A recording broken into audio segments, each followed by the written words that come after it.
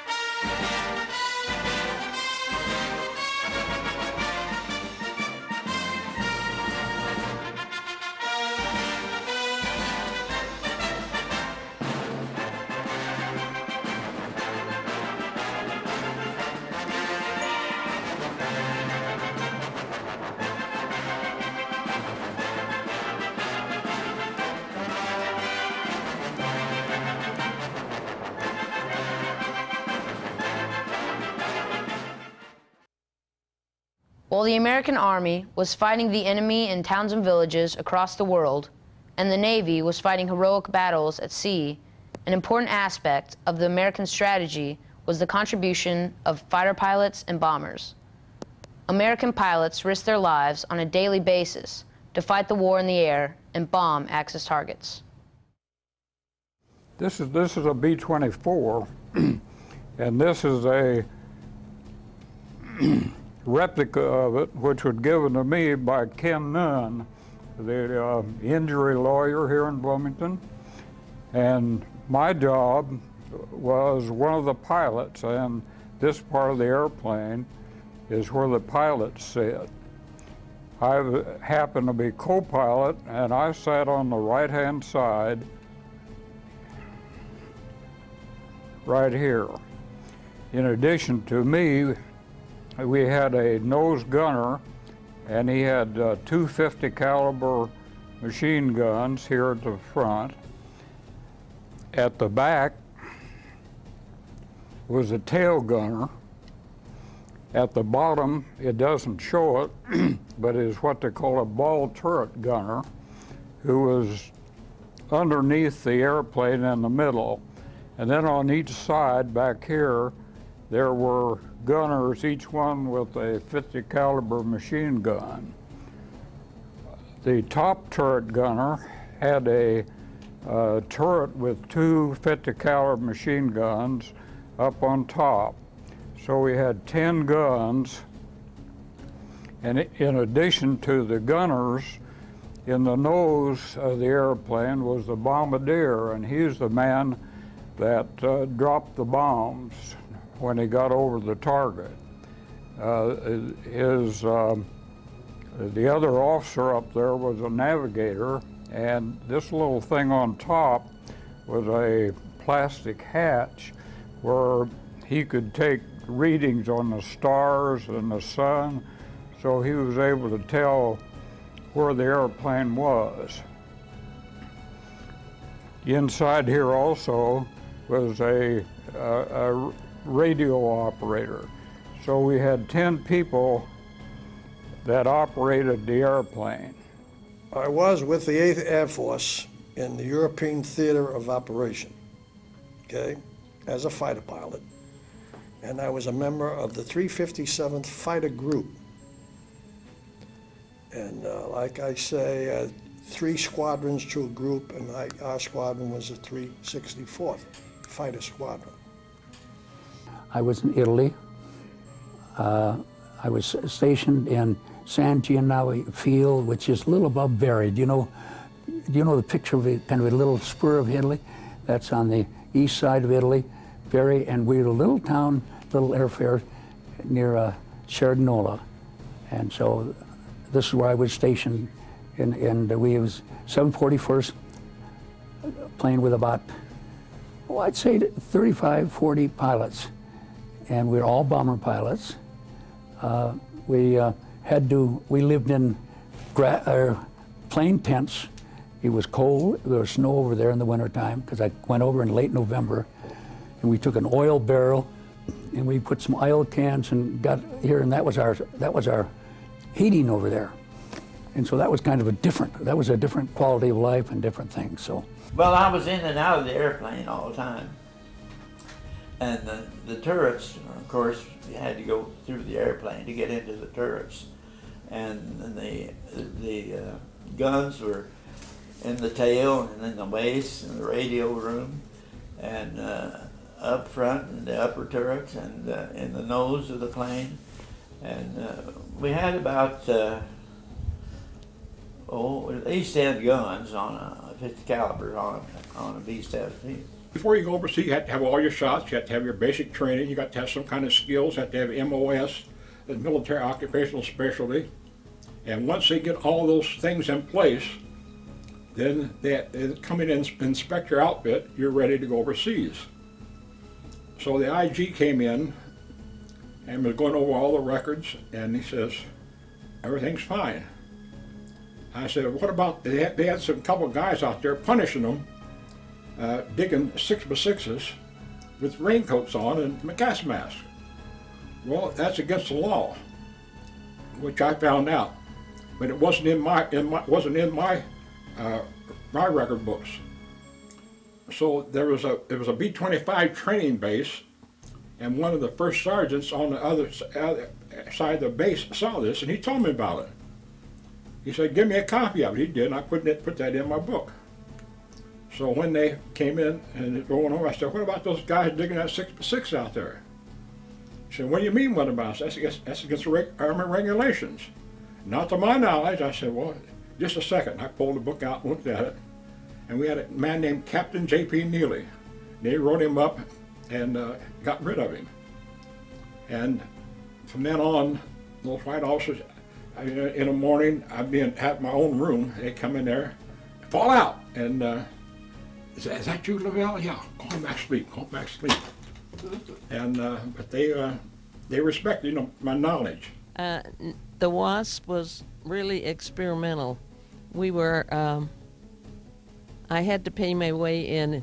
They told us what to wear, and what training we had to do, and when to eat, when to sleep. It was just like the military. I did not really realize until I came out that I wasn't really in the military. Well, I wanted to fly. I wanted to learn how to fly. It was a good opportunity to fly, and the war was my opportunity to be able to do that. There's no way I could have afforded to do that at that time. So everybody was against it. Of course, I had convinced my dad that it was the right thing to do. He didn't go along with it at first, but then he finally gave me permission, and I signed up. And actually, I signed up in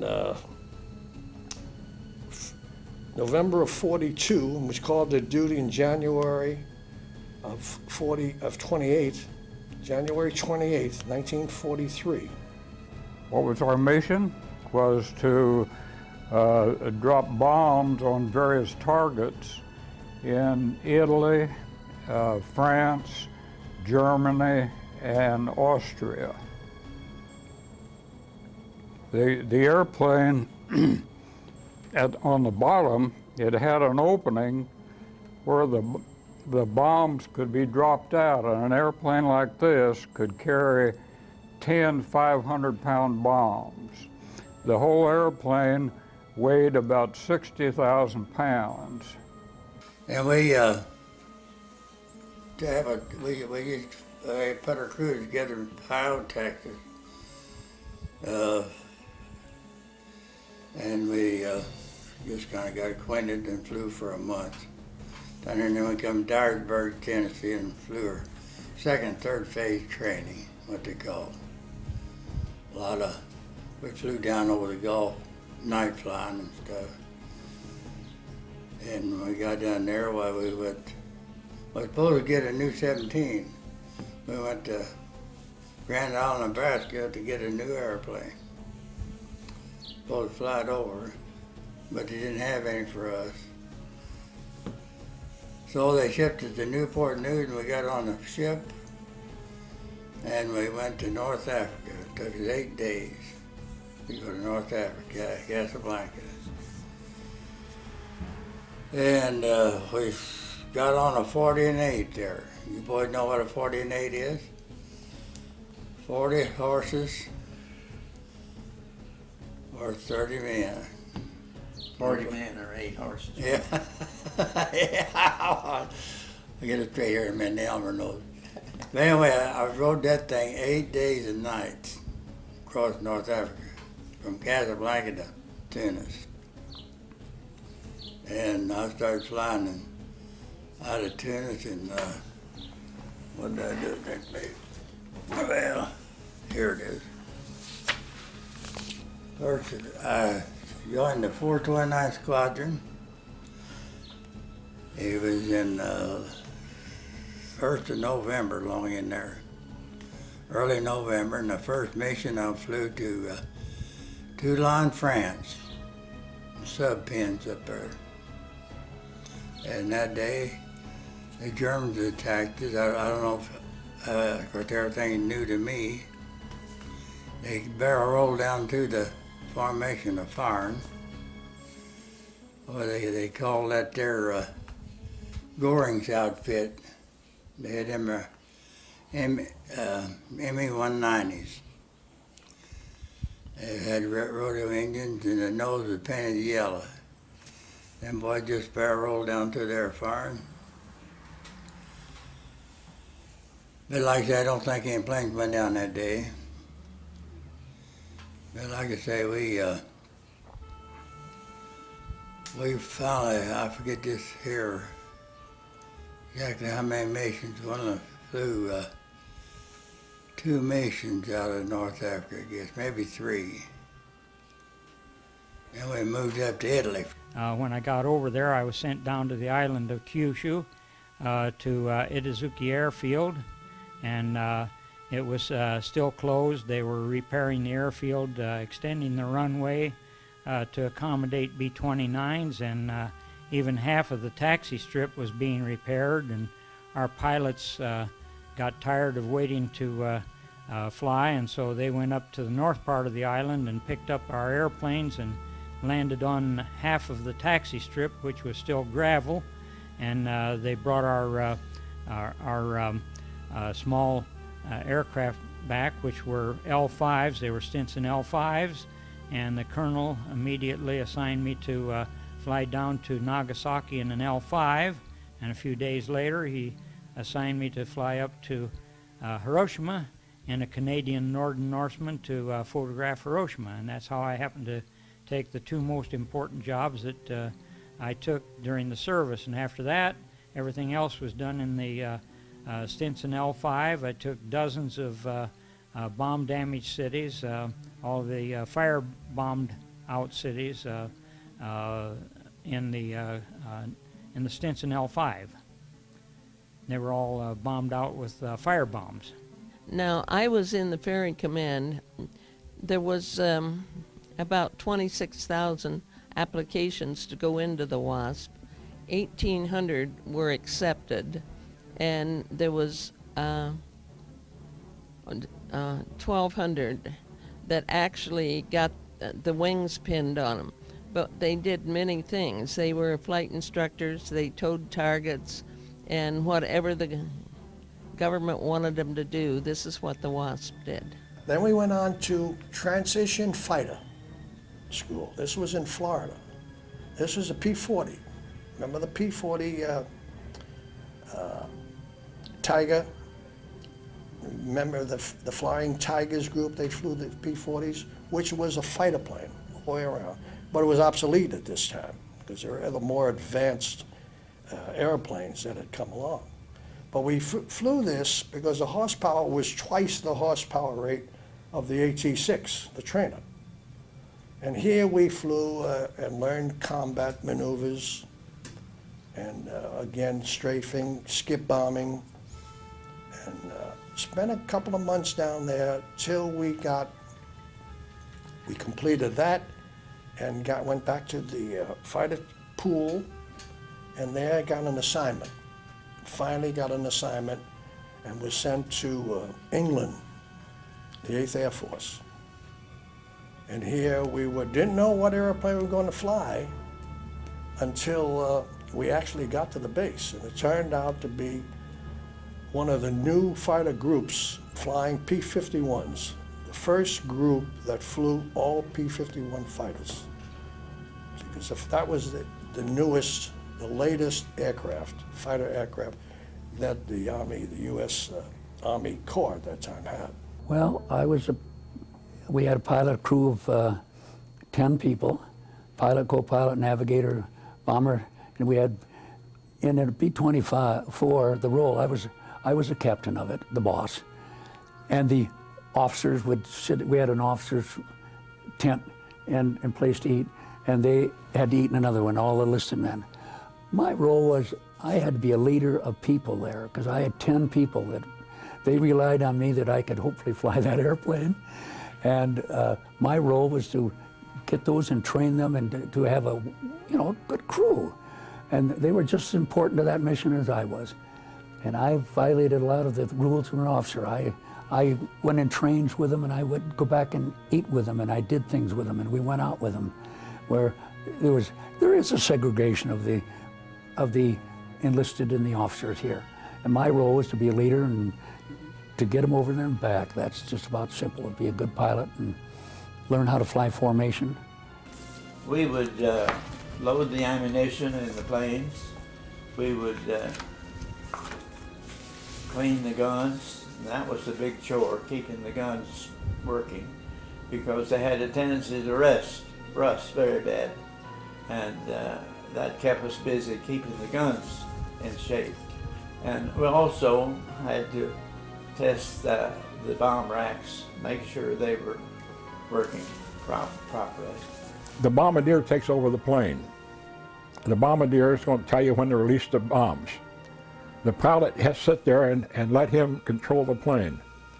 He has an altitude, he has to be a certain altitude and certain speed to put that bomb where it needs to go. Now, all the time, black's coming up. And nothing you can do but stay there and ride it out. And at one time, they were losing so many to fighters. But when Tuskegee Airmen started, they wouldn't let a plane get into them. And then, of course, they made the movie The Memphis Belle. And a part of that scenario is in this movie. And once they would get a plane to break formation, he was like a sitting duck. But they got behind him and kept the fighters away. And so they was able to make it back to the base. The WASP, we carried the name WASP all the time. And I was stationed at the 2nd Ferrying Division, and they had a pin, and that's what we wore on our shoulders. We did not have a rank. From there, we checked out, and that flew about 10, 15 hours, getting accustomed to this airplane, which was the ultimate.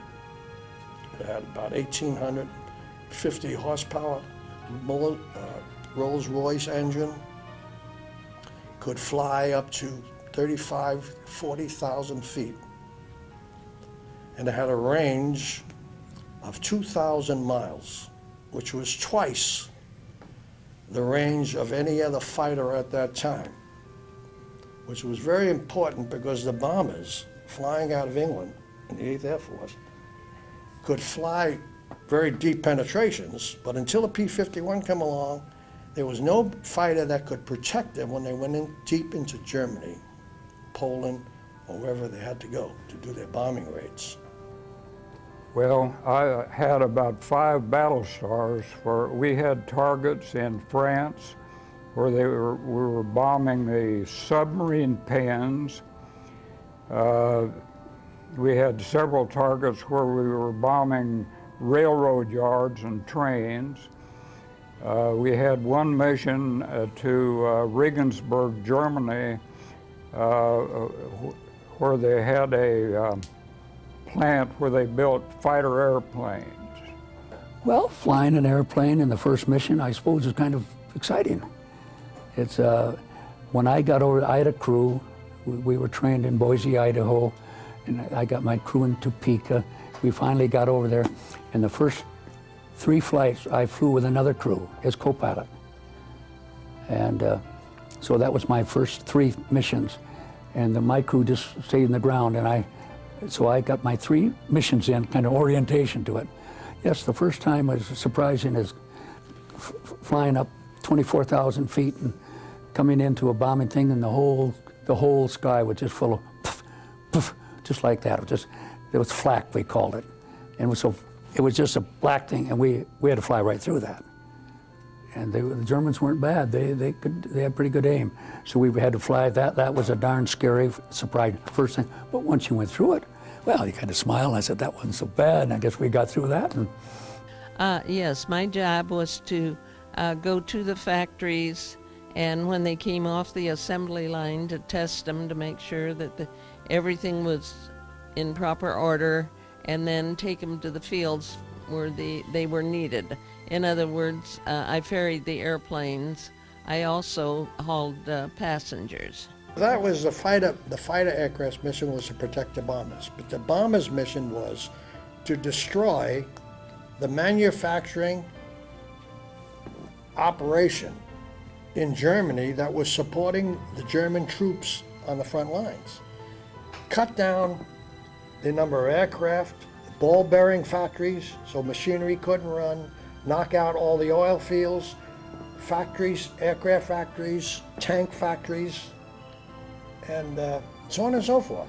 Mainly to tear down so they had no more facilities, no more material to support the war on the front lines, the German front lines. So the lines finally collapsed and we would win the war. And that's how the Air Force had such an effect on the entire war. So, and of course a big target was transportation, marshalling yards, trains, any movement on the ground was shot up and bombed to keep all this material from getting to the destination, whatever they had. Well, I did fly 2 missions, and that was the first shuttle mission from Foggia, Italy to somewhere there in Russia. And I flew as left waist gunner, and I had never flown as a waist gunner before, but I was familiar with the guns. So on that mission I flew as a left waist gunner, and then on a return flight from Russia I flew again as left waist gunner when we came back to Italy. When I got captured, I was actually on what was my 8th mission, and we were bombing a target in the Alps in northern Italy. After we dropped our bombs on railroad yards in northern Italy, as we were flying away from the target, and there are other B-24s here, that we're in a formation of about 18 B-24s, all of them going over the target like this. And we dropped the bombs, and immediately after we dropped the bombs, there were anti-aircraft gunners on the ground, and we could see the puffs of smoke where the shells exploded. And from where I was sitting, I could see a big black burst here and another burst here and another burst here, and I knew that they were right on our altitude. And the last one that went off disabled this engine right here, and the prop ran away. In other words, it could not be controlled. The propeller was going so fast that eventually it would have come off and run into the airplane. Because we couldn't control the propeller, it meant that the propeller in effect acted like a brake. Instead of the airplane going this way, it was being slowed down because this propeller just acted like a brake pushing against the air, which meant that we couldn't continue to fly at the speed that we had been. And that meant that we had to drop out of the formation. And since the airplane was going down, we were about 80 miles from Switzerland. And we were 600 miles from our base in southern Italy. So the navigator said, well, let's try to get to Switzerland. So as the airplane was losing altitude and losing speed, and we turned to go to Switzerland. But because of the mountains being so high up there, the airplane got down lower than the tops of the mountains, so we saw that we weren't going to make it to Switzerland, and we had to tell the crew to jump out. At that time, the bombardier and the nose gunner dropped out of there's a hatch underneath the nose, and they dropped out from there. The tail gunner and the other people in the back end went out the side hatches here at the back. The rest of the crew, including me, dropped out of the bomb bays, which were still open.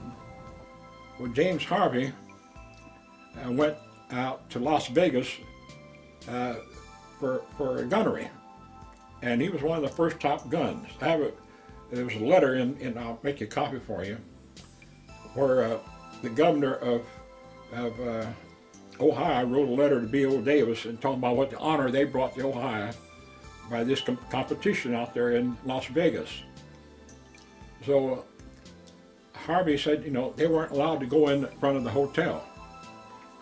I just got in touch with him about 3 or 4 weeks ago, and he stayed in. He's Lieutenant Colonel. I got there just after D-Day, and what the mission was, our mission as fighter pilots, was to escort the bombers into the mission and search and destroy enemy fighters. Because enemy fighters were knocking the blazing out of the bombers. They were shooting down 50, 60 bombers a day. And there's a crew of 9 crewmen on a bomber. So you figure 9 times 50 added up to, you know, anywhere from 400, 450, 500 men lost, either killed or became captured, POWs, a day. This went on for quite a while because the number of bombers going in were growing in numbers. The number of actual groups were getting bigger and more bombers, and they need more fighter protection. So we got there, we were able to escort them deep in their missions all the way to the target and halfway back before we'd run out of fuel. We had to get, of course we had to get back. And that was our mission. We'd go up there, fly along at about 1,000, 1,500 feet above the bombers, and we would S across them because we were so much faster, and look out for fighters. The fighter group would come in. Our German fighters would come in from about 5,000 feet above us and make a dive for the bombers, and then we'd chase them and disperse them and shoot them down. And we'd also look for targets of opportunity. We'd go out on sweeps, fighter sweeps, looking for fighters to come out and battle us, and got to the point where they wouldn't even come up and fight with us because we were much better fighter airplanes, and our pilots were more experienced by this time than the Germans. They didn't have too many experienced pilots left in the war at that particular time. So we look for targets of opportunity, and in particular railroad trains, airfields with aircraft, German aircraft on the fields, and shoot them up on the ground, that kind of stuff. For a young fella, about 18 and a half, it was really a lot of fun, okay? As long as we didn't get hit, didn't get shot at. We were shot at most of the time, we didn't get hit, so it became a lot of fun. Went 3 times to Berlin out of out of England. Boy, talk about flak. They had plenty of it. You kept thinking they'd run out of ammunition, but they never did. But now we had escort running over each other. When I was flying out of England, they had plenty of escort. And the fighter just got to us one time up there. Well, fighter, it's really it could be a single or a twin engine thing. Their job is to escort bombers and to shoot down other planes. And when we were flying in formation, we'd have 3 people here and 3 here, 6 in a formation. And we flew wing to wing. We could almost touch the wings, we were so close, because we had to fly right in. We dropped all our bombs together, so we had to be in there, so we could stay in that formation and fly over a marshalling yard. We didn't think we were actually hitting people. Wasn't that funny? We were sitting up dropping 500-pound bombs, 8 of them, on a marshalling yard or a big factory or a bridge or that kind of thing. And I'm sure there were people in it, but we had an idea we were knocking out their gas and their oil factories and all of that kind of thing. And so you see that was a completely different feeling over there. Then my wife's cousin, Red Jackson, B.O. Davis said it's because of him Harry Truman integrated the armed forces. Well, when I went to the factories and saw the fields of airplanes that needed to be moved, I knew that we were needed. And I was proud to be able to do it. One in particular, we were strafing an aerodrome, and we were flying alongside one another. And he ran, we were firing going across his field, and on the other end of the field, he ran into high tension wires. The 51 did, his plane, and I saw him to hit the wire and disintegrate, the airplane disintegrated. And the engine flew one direction, and that was a good friend of mine, and that hurt quite a bit. But you couldn't let that, affect you, because the next day you had to go on another mission on your own. Well, we were dropping bombs. We were loaded with bombs. We generally had about 12 500-pounders, and sometimes they were larger bombs, sometimes smaller. But that was our primary mission, to drop bombs on the enemy. Most of my crew members wore a harness where they had a chest pack that they hooked on. Their parachute was in a chest pack which they hooked on. The kind I had was like fighter pilots had, which was a seat pack, which was a thing like that, which you sat on. And when my parachute opened, unfortunately, it opened up between my legs and brushed my face and scarred up my face and that sort of thing. And the opening shock was so strong that my boots and my gloves and my helmet just kept going. By the time my parachute opened, which was a couple of seconds after I got out of the airplane going through the bomb bay, and I was the last one out of the airplane, I could see our airplane burning on the side of a mountain. Tina Horn was, she was the pinup girl. She spent about 2 days there. And so I got to take several pictures of her on the parade ground, and then in a regular outfit, then this picture here. So I got the negative, and so these guys made a couple hundred pictures, and we distribute them down there on the base. We went on some what we call milk runs, which was easy missions escorting the bombers, and we'd get no enemy fighters coming up, and it was an easy mission. Others were deep penetrations, and groups of German fighters would come up and strike, try to get to the bombers and strike. When the 51 joined the battle over there, the number of losses to bombers dropped appreciably.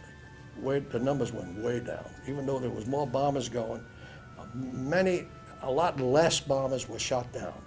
Therefore, a lot less crew members were killed or became prisoners of war, due to the fact that they had fighter coverage all the way into the target and back. 38 girls lost their life in the WASP. They were killed in training for different reasons, and the parents had to pay to have their bodies shipped home. A fighter pilot, they just go escort it, go home. And they're there if somebody comes up to shoot us down, they're supposed to take them out. We only had 3 or 4 times where they actually, the jets were just coming in. Now we're talking about propeller planes. You don't know those, do you? We're now in the jet age. But they were just in Regensburg, they were just going into the jets. And they came up and we bombed that field because they were having jets. And during that mission we flew up, and all at once they got some of them off the ground, and they came up right up through our fort, 24,000 feet, and just came right up straight through them. But they were going so fast and we were going so slow that they couldn't get in what they call a pursuit curve. But if you go through me like that, your chance of hitting me now.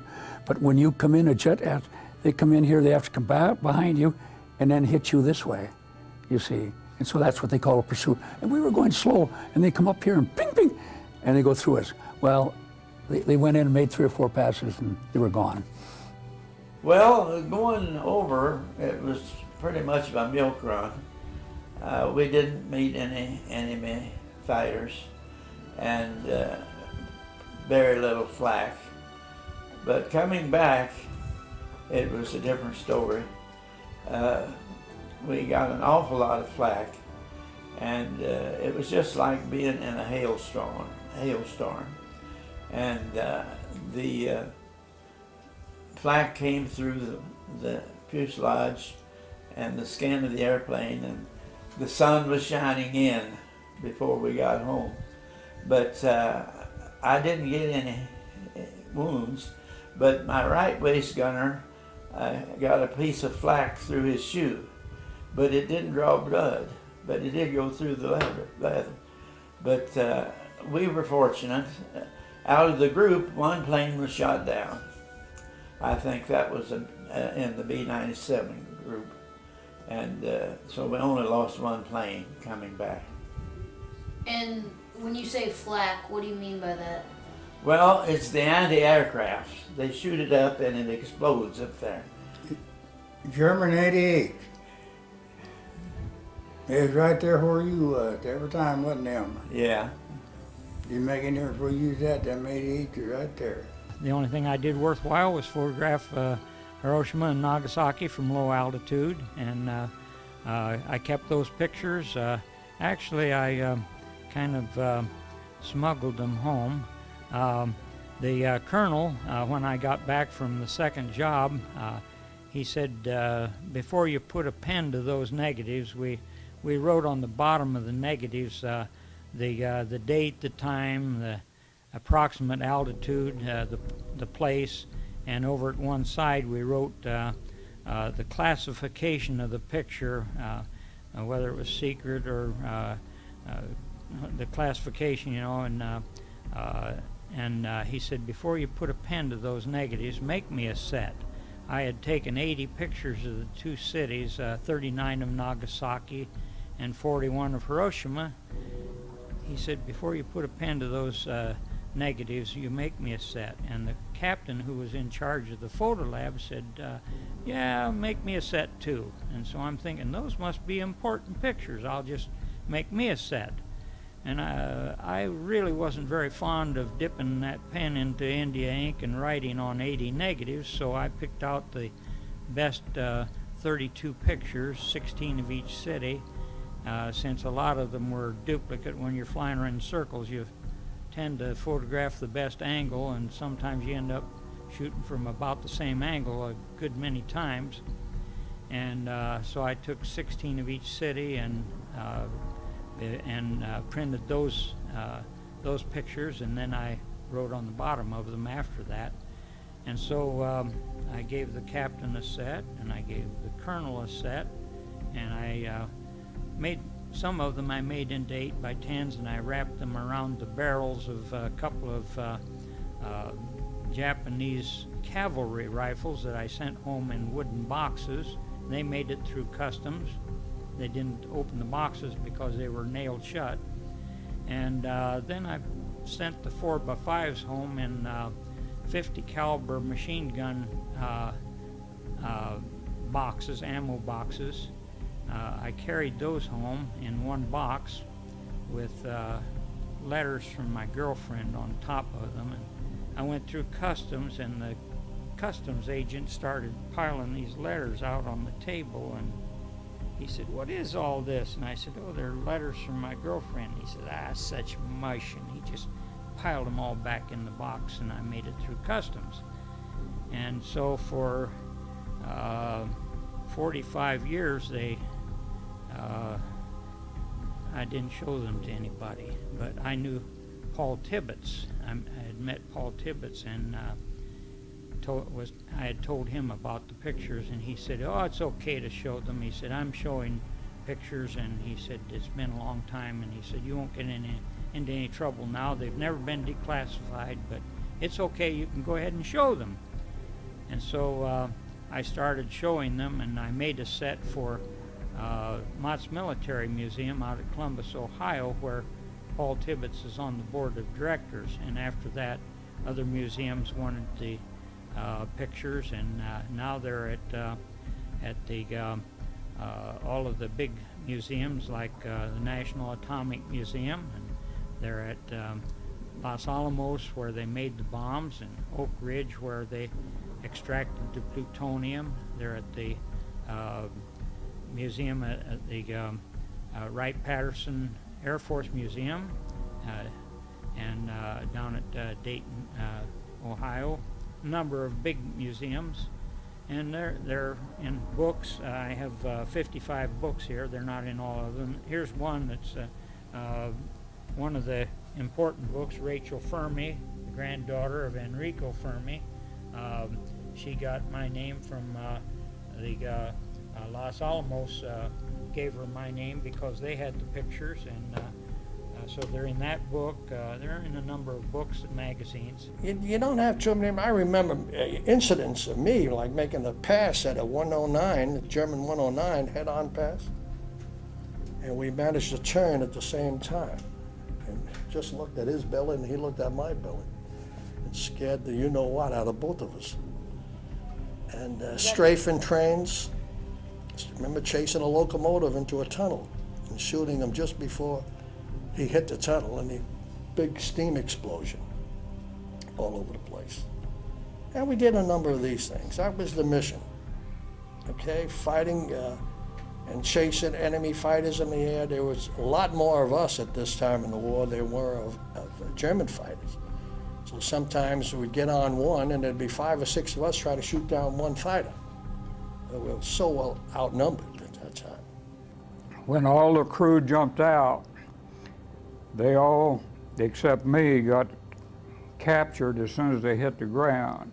But I had gone out to Bombay, and when I got on the ground, I was on a sort of a low mountain, and I was met by an Italian priest and some young kids. And they hid me in some bushes while the Germans were searching that area. So I didn't get captured at that time. After the search ended, I was still there, and they brought me civilian clothes, which I put on over my uniform, and they said, Switzerland is that way, and I was on foot, and so for 4 days and 4 nights, I walked towards Switzerland. When I got to the Swiss border,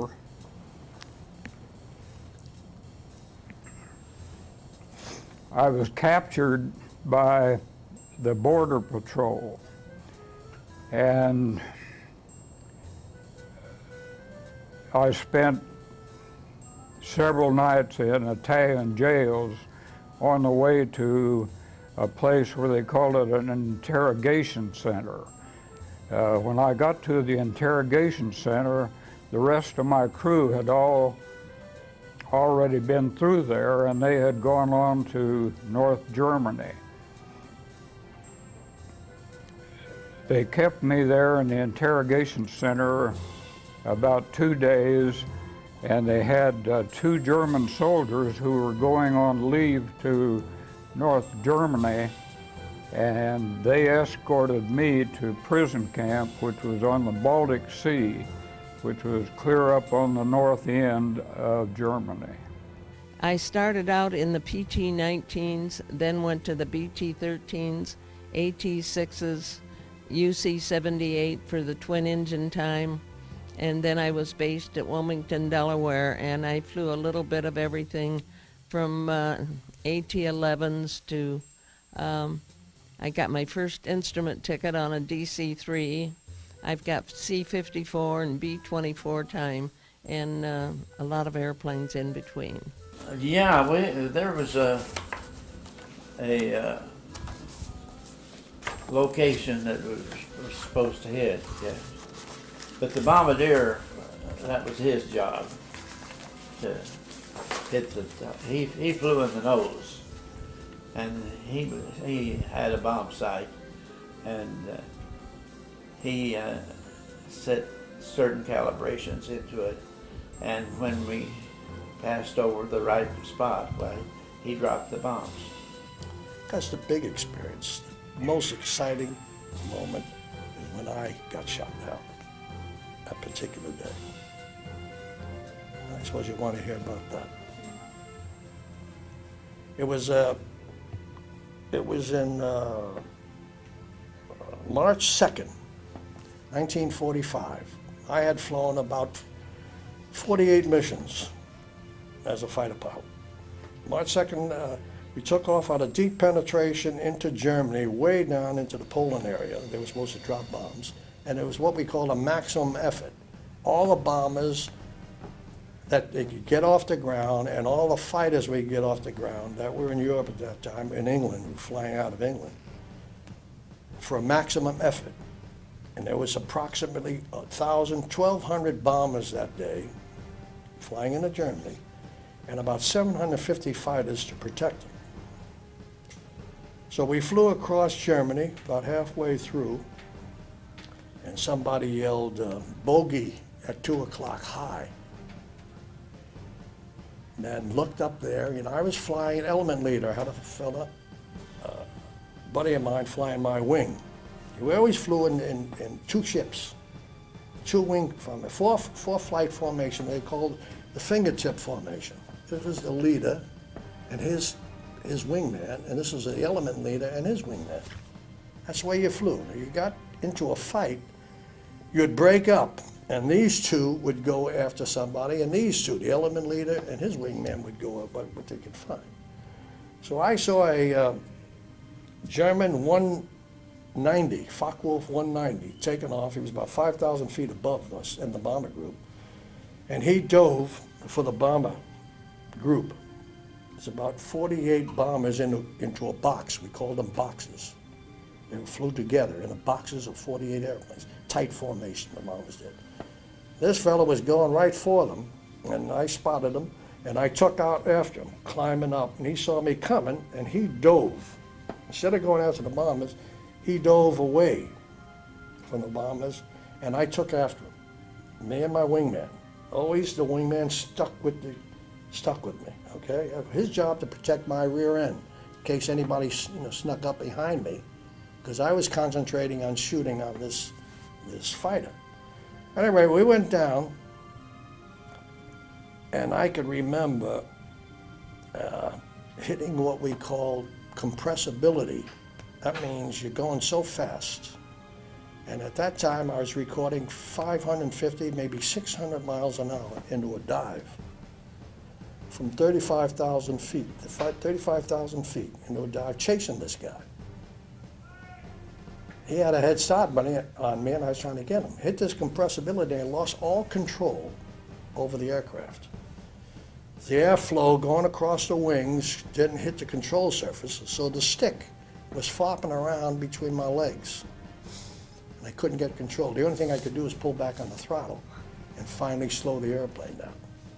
So I chased him down with my wingman, and he got down on the deck, which was down close to the ground, and flew into a cloud bank. So I lost him in the cloud bank. Flew around, couldn't find him. To be very honest about it, you were so busy flying, so busy doing your job, so busy doing something that you didn't have a chance to be nervous. We weren't. Oh, when we go at 6 in the morning, we get up and go for a briefing, and we'd go down into a big auditorium in a basement of an old building there, and this was and then all at once they'd open up a big screen, and here they'd have the target of the day, and here was a picture of Europe, and we were going to fly up to Italy, to Austria, and then go over the Alps. We're going to fly in here to the field, and we had a regular pursuit place where we went up. Well, a lot of people would see if it was a Vienna or it was a Linz was a real tough one, and we had a lot of we'd lose planes there, and there were crews that actually were scared, and all at once somebody was sick. He'd show up sick. I'm sorry, I don't feel good today, and they'd have to replace him. So there are people that got nervous and people got excited. There were people going over the bomb run, and all at once you see the group before you, and so rather than going the bomb run, they just peeled right off and never went over the bomb run. Now that's an exception, but it is, no, it's not scary. You're sitting there kind of holding your breath a little, and when you get over, you say, isn't it nice to get off of that run? It's nice. But outside of that, no, we're too busy to be busy. Well, I was well treated, except that none of us had really as much to eat as we would like to have had. I was not mistreated like some of them might have been in, say, prisoners in Japan. As it was, we WASP did volunteer for overseas duty, but the government was not ready for us yet. If I had flown over during the war and been captured, whew, that's what would have happened. See the head chopper? Now that's an Australian. He's getting his head hacked off, you see. But if I'd have crashed during my flying over after the war, nothing would have happened. If I'd have parachuted out. And incidentally, while I was flying over, I was flying in the Canadian Northern Norseman, which was underpowered. It was supposed to have a 600 horsepower engine in it, and it had, we had 3 of them, and the engines in all of them were burned out, and they put a 550 horsepower engine in it. We hit a, they called it a downdraft then, and I think today it was wind shear, because we slid 200 feet sideways, and I was pinned against the roof and the side of the plane like this. I floated in midair and slammed against the door when we hit the bottom of a 200-foot slide from 800 feet down to 600 feet, and the door popped open when my elbow hit the door, and I could see 4 inches of air. When I hit the door, it popped open about 4 inches, and it knocked me across the cabin to the other side. I was kneeling on my parachute at the time, but the parachute wouldn't have done me any good anyway, because you couldn't push the door open. I don't know why we even had parachutes on, because you couldn't push a door open because of the slipstream. But when I banged into that door, it pushed open about 4 inches. So anyway, that was kind of exciting, but I couldn't have fallen out. I didn't weigh enough to push the door clear open, but when I slammed into it, after falling 200 feet on a slide and then coming to a stop like that, that was kind of exciting. And I thought to try to make it back up to the bomber groups on their way to the target would be foolhardy. I wouldn't have enough fuel, to get up there and back home. So I realized what I had to do was look for a target of opportunity somewhere in the area that I could shoot up and you know, make the mission somewhat useful. So that's what we did. That's what we did. We got together, my wingman and I. We flew around for a while, and about from 1,000 feet, I looked down at this place, this field, and I looked, and I couldn't quite make it out because it was so well camouflaged. Germans always did a good job of camouflaging their airplanes on the ground. But I was able to make out the fact that there was in fact bombers and fighter planes down there, brand new, all nicely lined up and everything else. So I says to my buddy here on my wing, I said, look, we're going down and we're going to make a pass at that field. So we flew out about 5 miles out from the field and went down on treetop level, full throttle, treetop level, and come across the fields and shot up the airplanes. We were sitting right there. We shot up a number of airplanes. He hit a couple, I hit a couple. We went through, got on the other side, and I asked him, I says, anybody shooting at us? He says, no, I didn't see anybody shooting. And I said, well, I didn't see anybody shooting at you either. So let's give it another try. Now this is a foolhardy thing to do. When you make up one pass across an airfield, you're supposed to pass and go home. You never come back because they're sitting and waiting for you the second time.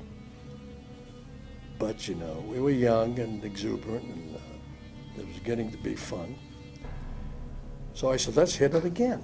So we swung around and come in from another direction at the airfield, again at treetop level, and shot up a number of other airplanes. And we had some good bonfires going there for a while.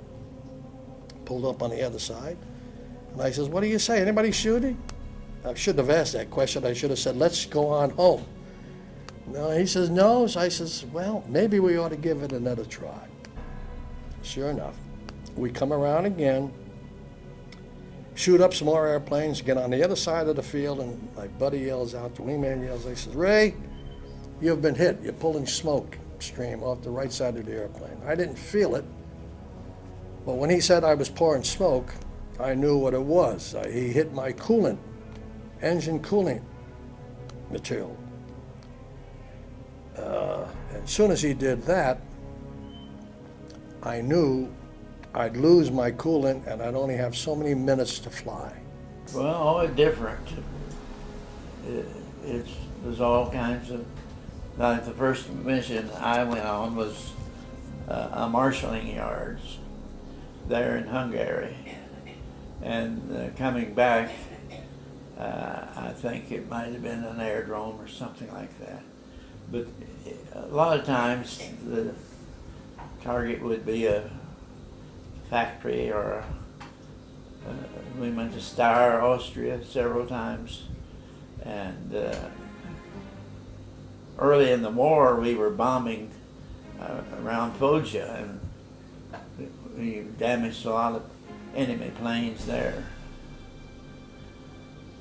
So your target was different all the time, depended a lot on the weather. A lot of times the planes had to come back home. They couldn't drop their bombs. It was foggy or visibility was poor. I think this is part of the reason that we came home. Jackie Cochran wanted to have us militarized, and they weren't ready for women pilots at that time, and General Arnold, I think, was one of them that kind of put a stopper on it. If you guys have seen this movie, Stalag 17, have you all seen that? The pictures in that movie show how our barracks and our sleeping quarters looked. I was in a room about maybe 12 feet by 24, and we had 28 people living in the same room. We had double-decker bunks, and we divided ourselves into two groups, and we did our own cooking. we received what they called German rations, which was generally potato soup or barley or rutabagas and food like that, which there wasn't very much of it, and it wasn't very good tasting. But we also got what they called Red Cross parcels. Each week we were supposed to get a parcel about 10 inches by 8 inches, I suppose. And then it had powdered milk, prunes, crackers, food like that would keep well when it's shipped around. As I say, there wasn't enough of it, and except for the food that was in the Red Cross parcel, the food wasn't very good. And there was a period of about 3 months during the winter of 1944 and 1945 that the Red Cross parcels didn't get through because railroad stations and the railroads were all being bombed by the American and British aircraft. So there was a period that the only food we had was what little we got from the Germans. So I turned west, thought maybe I could make the Allied lines, who were just about crossing the Rhine River at that time.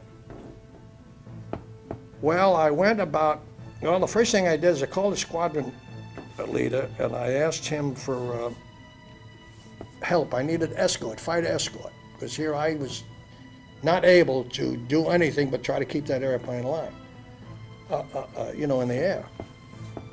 So sure enough, wasn't a few minutes later, here comes a 51 right alongside my wing. He was my escort.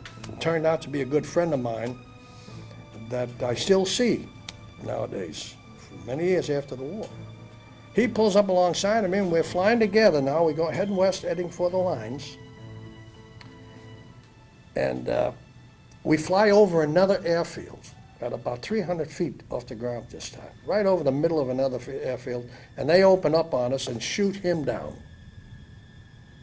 This buddy of mine, who's escorting me. That's the last I saw of him. I didn't know he was shot down, I didn't see it, but down he went. I flew for another 5 minutes or so, and I noticed my cylinder head temperature is starting to climb, the engine's getting overheated. So I better find a place to sit this thing down at. So sure enough, I find a field, swing around, 360-degree maneuver around, drop my flaps, and I'm coming in at a nice angle to get up over a row of trees that were between me and the airfield. Well, I cut the engine at that time because I didn't want any fire, still carrying a lot of fuel with me. And when I crashed, I didn't want that fuel to ignite and explode. So I cut the engine, cut all the electrical systems off, and I went for to get over these trees. But when I cut the engine, the propeller acted like a brake. So my glide angle, instead of being nice and smooth to get up over the trees, it became sharper.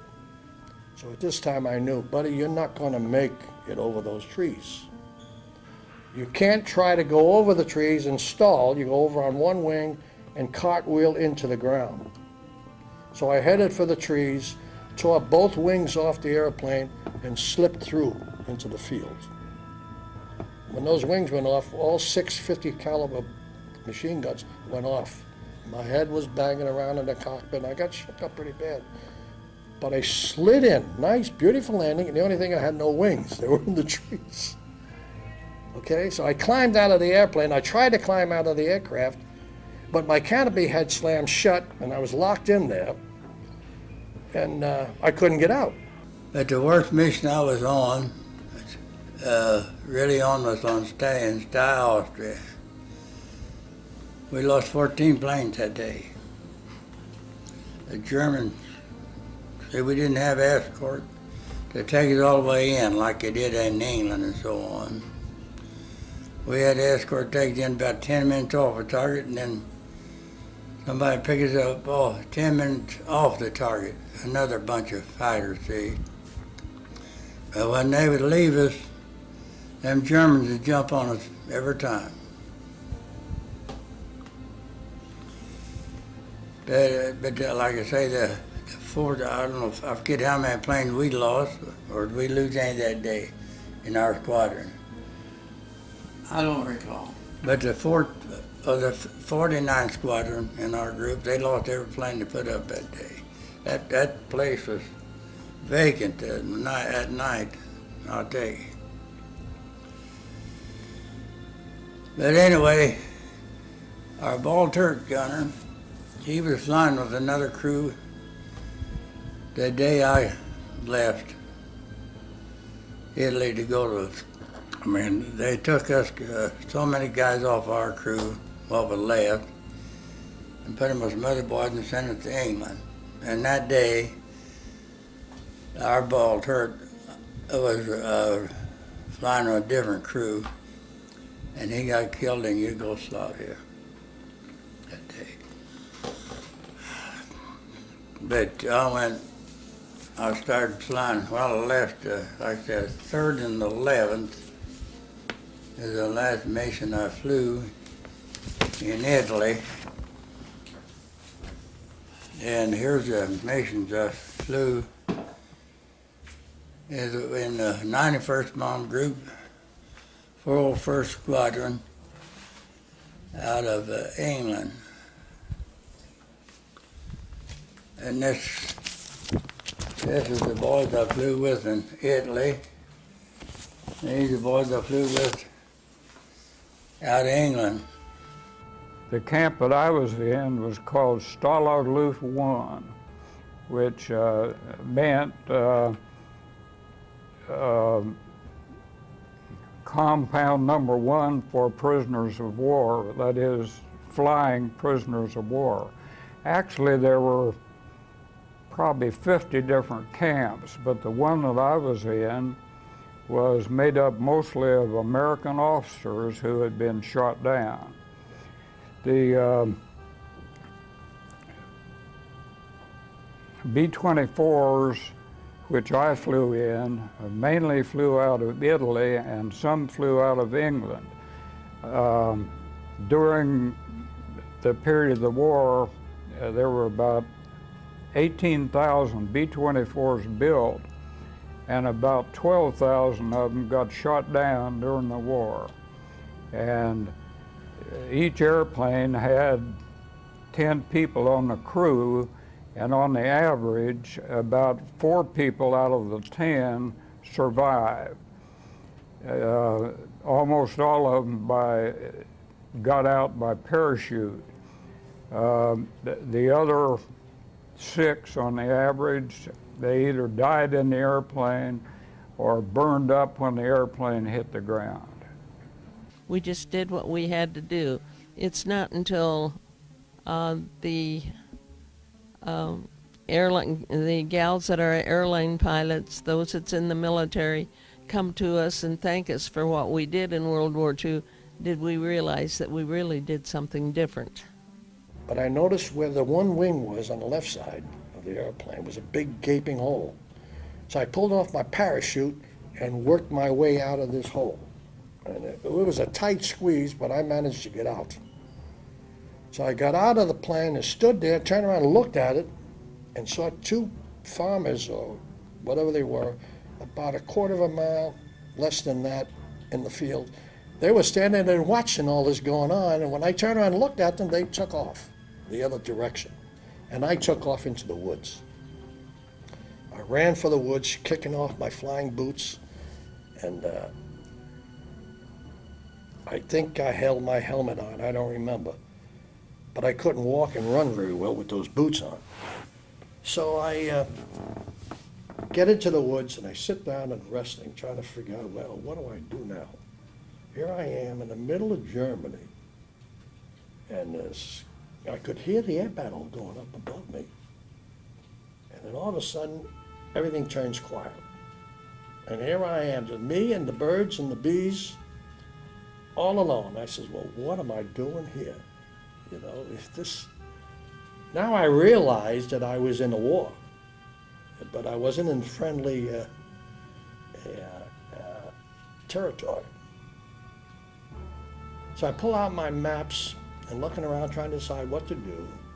And here comes 3 or 4 youth organizations, kids about your age, going through the woods.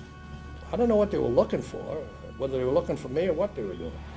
So I was laying there with the map stretched out in front of me. I was down in kind of a gully, and this one youngster comes right towards me, almost steps on me, and he sees me, and of course, just scared the living daylights out of him.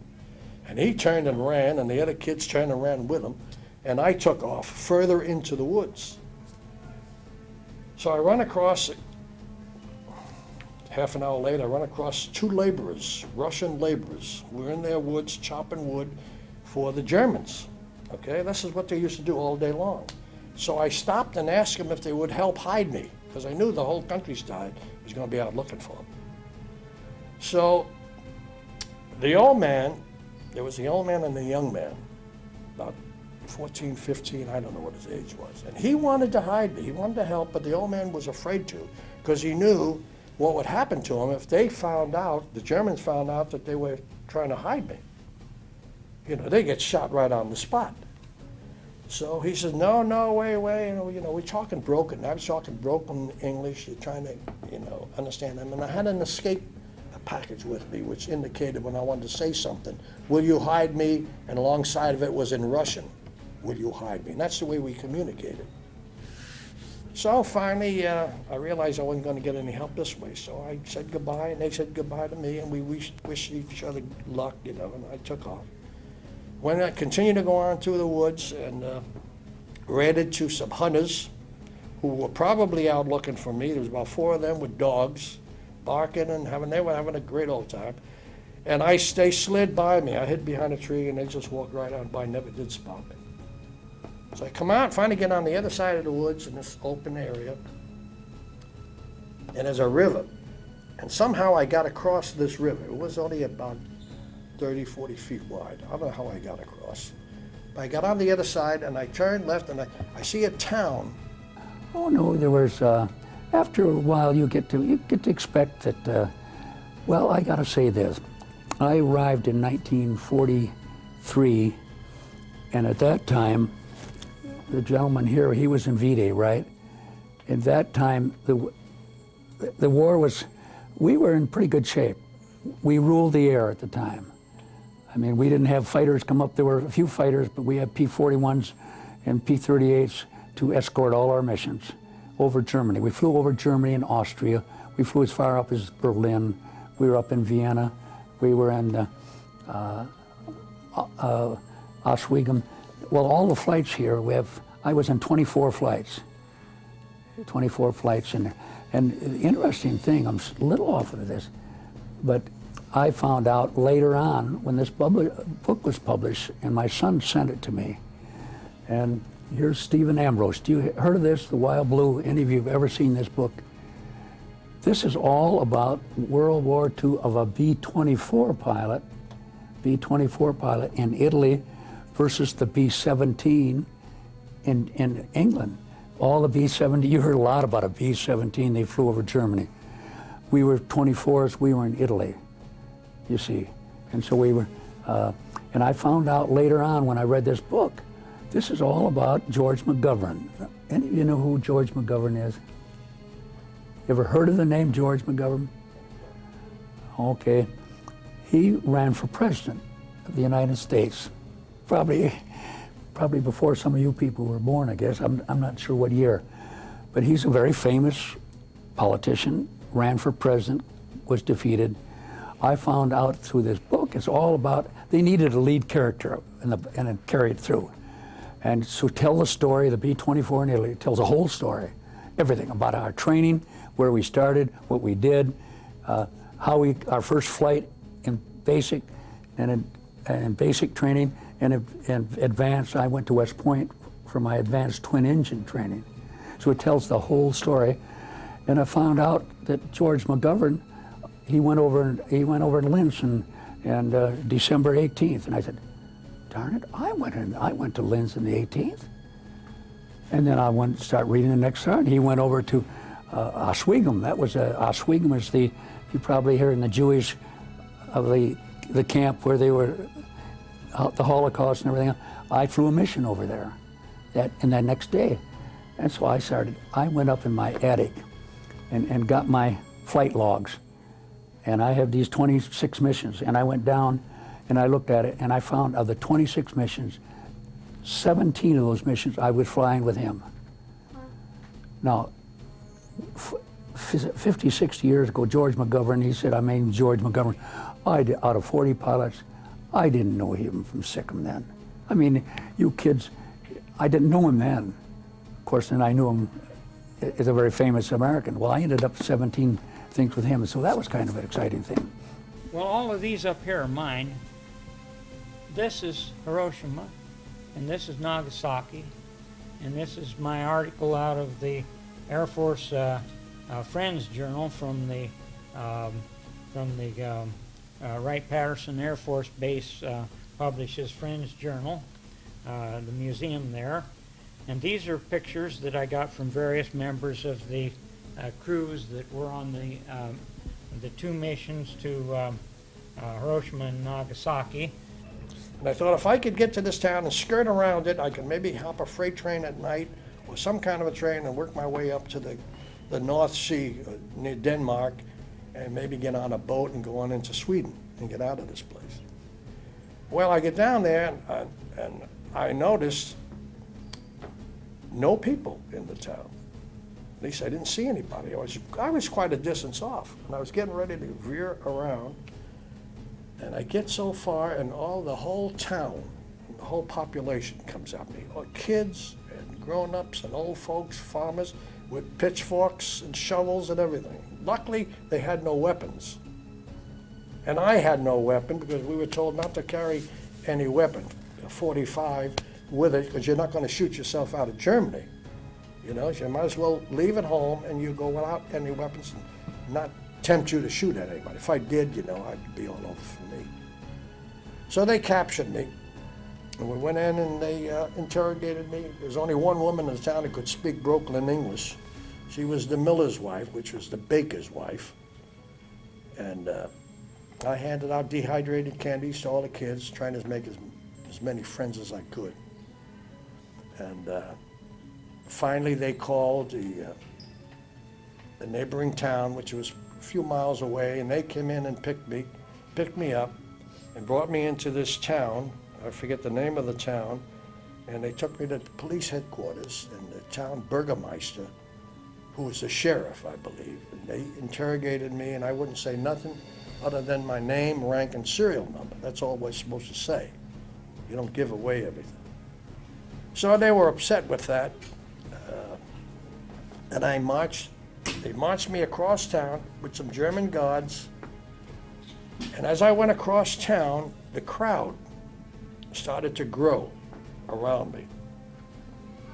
And the closer I got to where we were going, I guess, the crowds got bigger and bigger and bigger, and they were starting to call me names, you know, and yell and swear and all this kind of stuff. Finally got to the place I was going, which was an airfield. They had a fence around it, and there were some German guards in there who come out and grabbed me and dragged me in beyond the fence, because the civilians were ready, you know, to string me up. There was lots of stories about airmen getting strung up in Germany by civilians because of what we had done in bombing and destroying, you know, the whole area. You can understand that. I understood it. I didn't know it. That's what they were thinking. But I get into this field, and they had a couple of cells in there, and here I meet my wingman, who had been previously shot down. He got there before me, and you know, just great to see him now. You know, he's somebody. You know, the old story about misery loves company. So we were together. Well, it's been 60 years, so I do have some memories. One, one of our fellows that was under me in the armament, he volunteered to go as a ball turret gunner and on a mission, and that wasn't his usual chore, but he wanted to go, so they needed a man, so he went along as ball turret gunner. And they were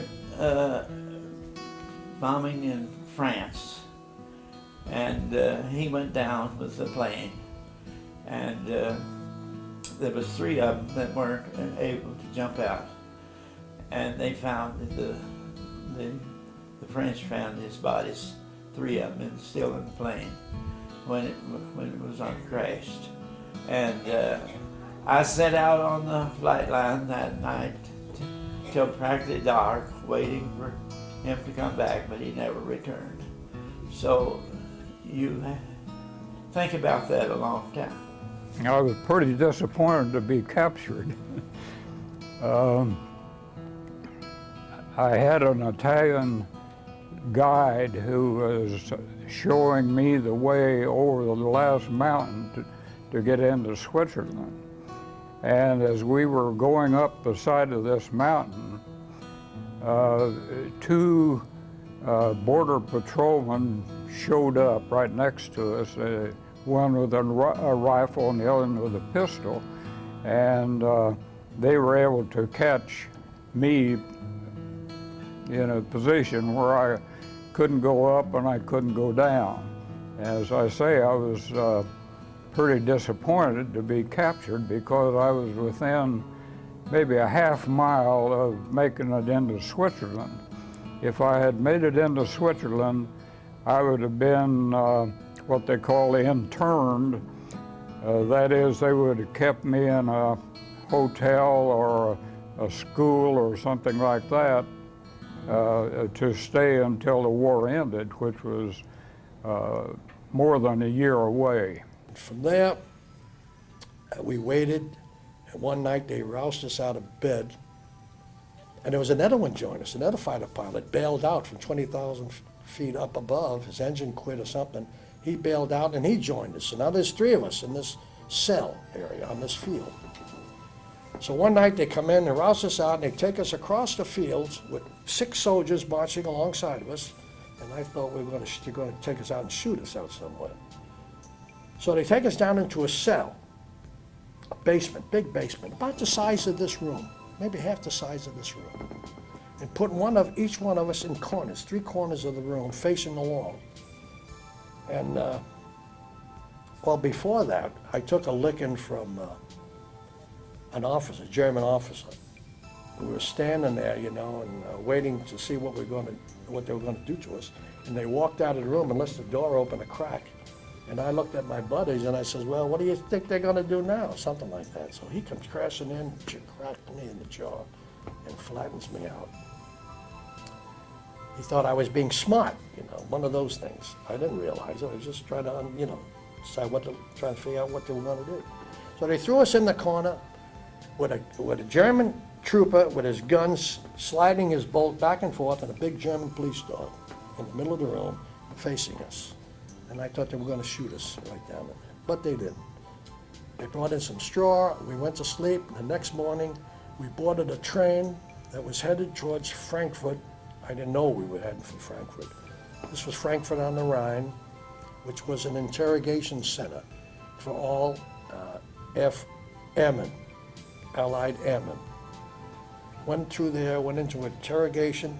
After about 3 days on bread and water in a small cell, 4 by 6 feet, something like that, and The happiest thing is when I meet someone that's been in, some of the women that have been in space, Eileen Collins, she comes up and thanks me and saying, if you had not done what you did in World War II, I would not have had the opportunity I'm having. I get on an airline, and if there's a gal pilot there and I tell them that I was a WASP, they show a lot of respect for the WASP. You see, the flight crew a new crew would come in, and we would, being on the ground, would hardly get well acquainted with them. because then they would start flying maybe the next day, you know. And you wouldn't see them. They'd be out on a mission, and you'd only see them when they came back. And of course, they didn't hang around the line long. They took off and went back to their tents, you know. So the crews were constantly changing. Some days we lost most of our airplanes. Some days we didn't lose any. But sometimes we'd lose one or two. Sometimes the planes would come back pretty well shot up, and that would ground them maybe for a day or two while the ground crew patched them up. I got shot down on March the 29th, 1944. I got captured on the 2nd of April. There was 4 nights and 5 days that I was running around loose in northern Italy before I got captured. And after I got to prison camp, they took my picture and all the information about my family and that sort of thing, and I have a copy of the personnel card that I was able to get after the war was over. Our camp was actually liberated by the Russians. When the Russians came through, the German guards all disappeared and the Russians took over, and we were able to get into the camp office and get the personnel records and the other information that they had there. Then we were so far behind the lines that it took 2 weeks for the Russians to agree with the Americans as to how we would be moved out. First, they said that we were going to have to march out 2,000 miles back east towards Russia and get on a ship in the Black Sea. But the Americans finally convinced the Russians to allow the airplanes to come into that part of Germany and pick up the prisoners and take them back to France and then to England and finally back to the United States. The next morning we woke up and they put us on a train that was headed to Frankfurt on the Rhine River, which was where I guess the Allies hadn't crossed the Rhine at that time as yet. And there we had on the train, we went overnight by train, and we had 2 German guards, old Wehrmacht they called them, they're old regular German army. Old guys and nice guys, and we got friendly with them, and we thought we were going to jump on them and, you know, beat them up and then escape. But we got so friendly with them, and we got to the place of destination at night before we expected to get there, so we really didn't have an opportunity to jump the train. So anyway, from there we marched up through the town of Frankfurt, and it was destroyed, totally destroyed. There's not a brick standing. The roads were bulldozed through so you could pass through where we were going, up towards this compound or facility where the interrogation center was. So I was interrogated by a German major who was brought up and raised in California and spoke fluent English. And he asked me questions about the war and this and that, you know, and I wouldn't answer anything concerning the mission. But we talked about the war coming to an end and how crazy Hitler was. And I asked him, why don't you guys just give up? The war's about over, you know. You're not going to go anywhere. So he says, we can't give up, you know, not as long as Hitler's alive, we're going to have to keep fighting. So anyway, we finally got out of that and was put on another boxcar, a train full of POWs. I don't remember how many of us, but it was a number of cars, jammed in like sardines. We went a couple of days to Nuremberg in Germany, which was where the prison camp was. This was an airman's prison camp. Held about 10, 15,000 POWs in this camp. Got in there, and behind bars, really we were administered by our own officers. We had a colonel in there that was a senior Allied officer, and he took charge of the prisoners. The Germans stayed outside the fences. They only come in once a day, every morning for roll call, and then they left. And we had food. We were fed food from the American Red Cross, who delivered packages, Red Cross packages. Got very little food from the Germans, who had none of their own, so they couldn't do much. So we managed to stay alive on Red Cross parcels. We were in there for about 16 days, and we went out on the road. They moved us all, the whole bunch, out on the road, and we marched 100 miles down to Moosburg, down near Munich, southern Germany. The first day out, we got bombed and strafed, the column did, by our own fighter planes, dropping bombs and machine gunning line. They thought we were a German troop column. They didn't know we were POWs. They realized after the first pass that they had made a mistake, killed a couple of us. The line dispersed and so on and so forth. And then the next morning, we noticed a 51 started out real early in the morning and circled the column as we marched south to protect us from anything like that ever happening again. So every day, we were 16 days on the road. They called it a forced march. And it took us 16 days to get to the destination, which was another prison camp. And at this prison camp, we were released by Patton's 14th Armored Division. The tank column came through, knocked down all the fences, captured the German guards, and released the POWs. Well, if it wasn't for the Americans, we wouldn't have won World War II. When England was being invaded or being bombed, France was being invaded, Austria was being invaded, all the countries being invaded here. You see, we didn't have any alternative. And when we started out, we didn't have adequate planes, we didn't have adequate crews, and when Roosevelt all at once decided to go in, we were, talk about today of not having enough people of Iraq. Here we were fighting a guy in 3 or 4 different fronts over there. And the training, I think, was the most miraculous thing that ever happened. If they could take a little college fellow that never flown an airplane, and a year and a half later, I was flying missions over with a crew of 10 people over Germany. How they could do that, that is really, I think that's miraculous training. Without the heroic contributions of American pilots and the Air Corps, victory might not have been possible. The emergence of the Tuskegee Airmen and WASP unit opened the door of opportunity for future generations. Ultimately, American pilots would hold the key to the war's end.